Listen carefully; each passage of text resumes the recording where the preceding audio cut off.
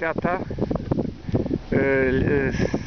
glosto tą veršiuką ir Diego nori paglostyti. Tai va. Nosiuką. Va, matai?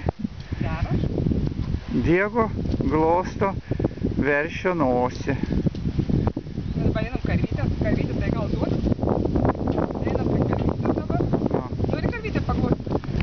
Kai, karvė geresnė. Tas veršis jaunas, jisai galvoja, kad tu kažką blogo padarysi. Nu, paglostyk.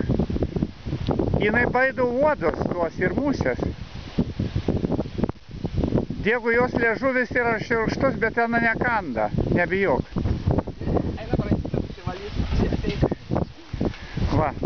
O Anabela atsisakė eiti, klausyti karvės šitą nosiuką. Anabelytė. Jai lupytė dabar skauda.